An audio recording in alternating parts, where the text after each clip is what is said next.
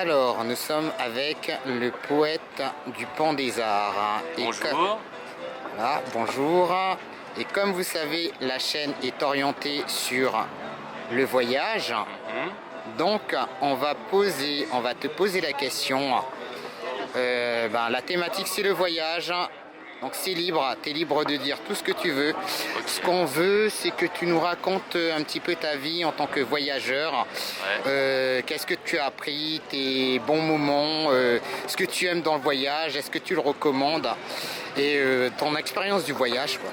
Très bien. Alors c'est un thème très large, le voyage, mais je vais dire quelques mots. Donc le voyage, pour moi en tout cas, doit avoir une saveur d'imprévu, d'imprévisible.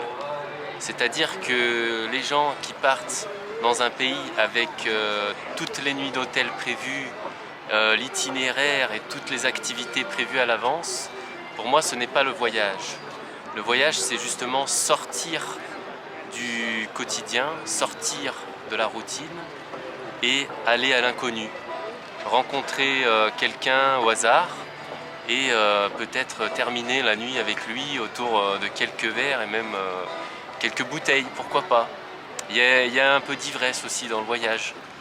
Donc pour vous donner un exemple de la valeur que j'accorde à l'imprévu dans mes voyages, une fois j'étais au Cap-Vert en train de me balader avec mon sac à dos et je campais comme ça sur les plages désertes parce que c'est un pays qui est encore préservé du tourisme, donc il y a beaucoup d'endroits déserts où vraiment on peut être seul pendant 3 jours, ne pas croiser une mouette, quoi.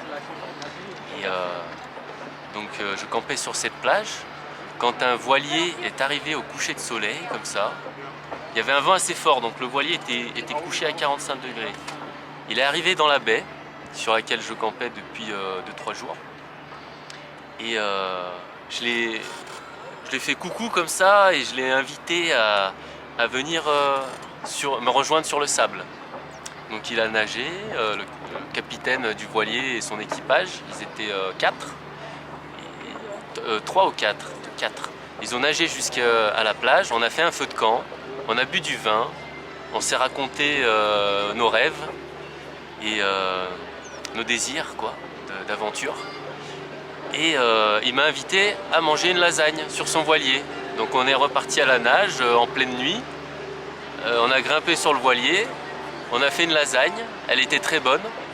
Bon, j'ai eu un peu le mal de mer parce que je suis pas habitué, je n'ai aucune expérience de bateau. Et j'ai passé la nuit sur le voilier et je ne suis plus reparti, je n'ai plus quitté le voilier pendant 1 mois et demi. Puisque le capitaine m'a généreusement accueilli, invité, on va dire, pour la suite de son périple. Lui qui venait de Bretagne, en passant par les îles Canaries, Espagnoles, Cap-Vert, et il allait traverser le Brésil, l'océan Atlantique jusqu'au Brésil. Et moi qui n'avais aucune expérience, ce n'était absolument pas prévu. J'avais d'ailleurs un billet d'avion de retour pour la France. J'ai décidé de plutôt répondre à l'appel de l'aventure, tu vois. C'est comme si on reçoit un petit coup de fil de l'aventure et t'appelle, alors tu viens pour l'aventure? J'ai répondu oui. Donc j'ai pas pris cet avion et je suis resté dans le bateau. Parce que des avions, il y en a tous les jours des avions, mais un bateau qui traverse l'Atlantique, un petit voilier comme ça avec un petit équipage comme ça, un peu sauvage on va dire. Et là, voilà, pour moi c'est ça le voyage, c'est l'aventure, l'imprévisible, c'est rencontrer l'inconnu. Voilà pour cette anecdote. Ouais. Tu recommandes le voyage? Ah oui, alors ça, je peux recommander le voyage sous sa forme la plus aventureuse. D'accord. Si c'est pour faire, disons, du tourisme, vaut mieux rester chez soi. Mais oui, le voyage, disons l'aventure, c'est-à-dire prendre des risques. Peut-être pas risquer sa vie, mais prendre le risque de rencontrer quelqu'un de totalement différent, de manger quelque chose qu'on n'a jamais goûté auparavant. une araignée.